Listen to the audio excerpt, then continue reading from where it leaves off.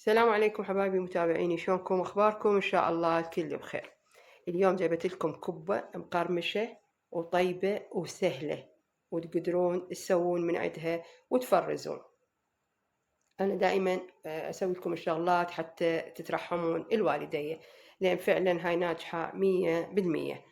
وجبت لكم هسه بس العجينة. الحشوة انتوا اللي تختارون، ممكن تسوون لحم وبصل وكرفس، ممكن باللي يعجبكم. اكو ناس تحشيها دجاج، اكو ناس خضروات، كل واحد هو شي يريد. انا بالنسبه لي راح احشيها لحم وبصل وكرفس، الحشوه المعتاده، ما راح اضيف لها اي شيء غير فلفل اسود.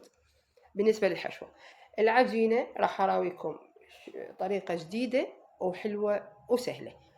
ونبلش بالمقادير. عندي هنا كوب ونص برغل. طبعا انا مسويه مواد قليله، وانتو تكبرون الصحن، بس عليكم تكبرون الطاسه او الكوب.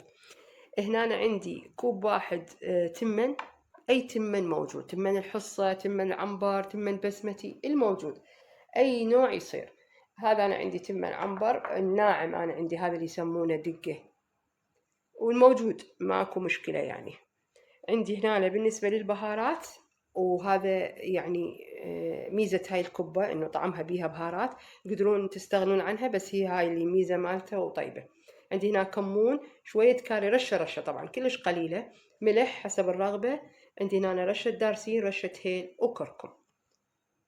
وعندي هنا بصل مبروشة ناعم ناعم جدا، يعني بحيث ما يبين بس هذا. هاي هي. راح نبلش أول شي بالطريقة. عندي هنا البرغل الناعم طبعا، وأسمر أبيض يصير. وهنا هذا الكوب ونص. أنا قلت لكم مواد جدا قليلة. هذه راح أخليها بمي حار، بس أغطيها مي حار يغلي. هذا المي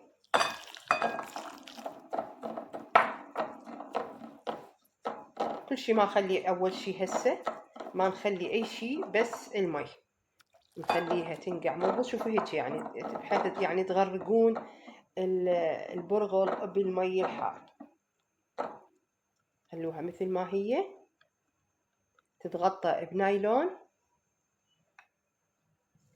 أغطيها بالنايلون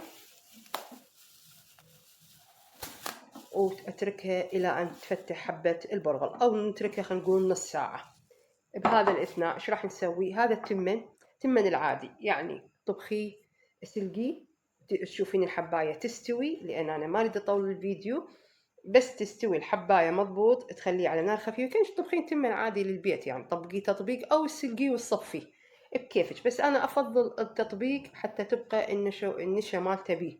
التصفية يروح النشا، فما راح تصير هاي القرمشة القوية. راح أطبقه تطبيق كأني أطبخ تمن لبيتي، بس شوية شوية أخليه أطرى، يعني مو نفس التمن حبة بحبتها. وأرجع لكم. هذا متابعيني بعد ما ارتاح البرغل وشرب المي، هنا طبخت التمن وهو حار، وهو حار نخليه على البرغل.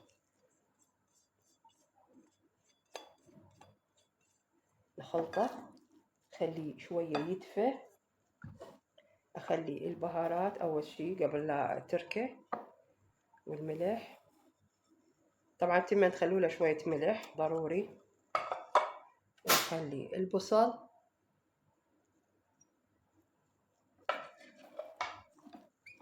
وأقلب إلى أن يتشرب مع بعض.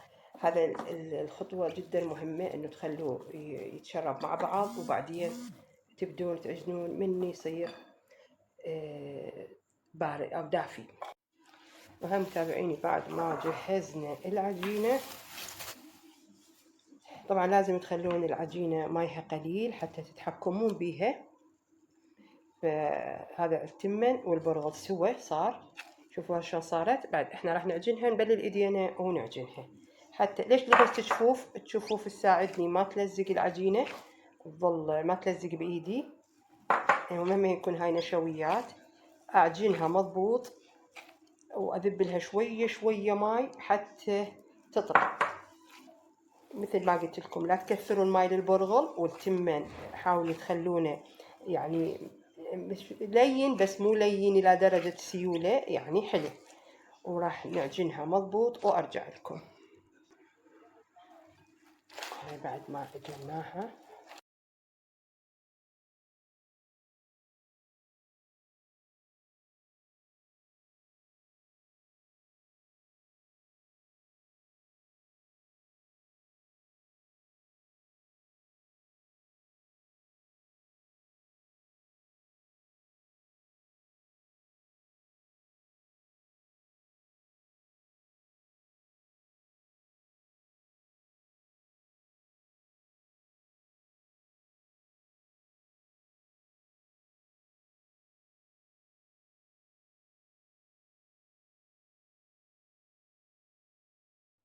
وهنا الحشوة هاي مثل ما شفتوها، بس بصل ولحم، وثرمت لها شوية كرفس أو معدنوس بكيفكم، وتقدرون تضيفون جوز، تقدرون بكيف. هاي الشغلة صارت حسب الذوق.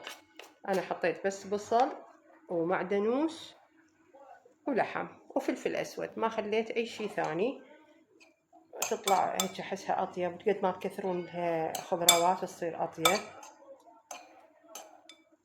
وراح نبلش نحشيها، وهم القص مالت الكبة الحجم والهذا بكيفكم. يعني واحد بش اسمه، وهذا هنا خليت زيت، راح ابلل ايدي بالزيت حتى ما تلزق.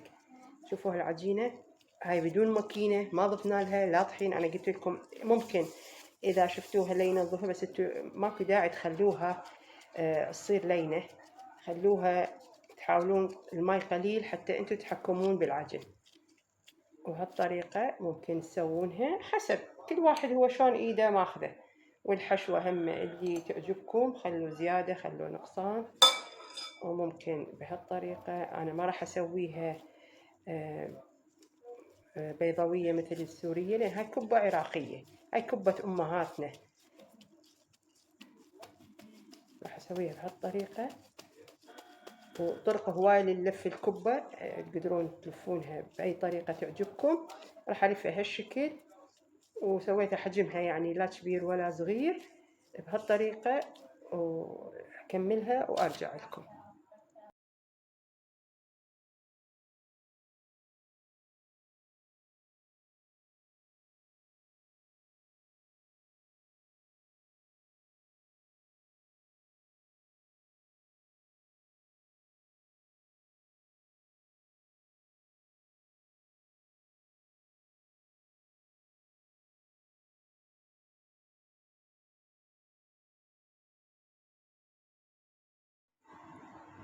وهاي متابعيني كبتنا جهزت. شوفوها شلون، يعني أنجح كبة بالعالم.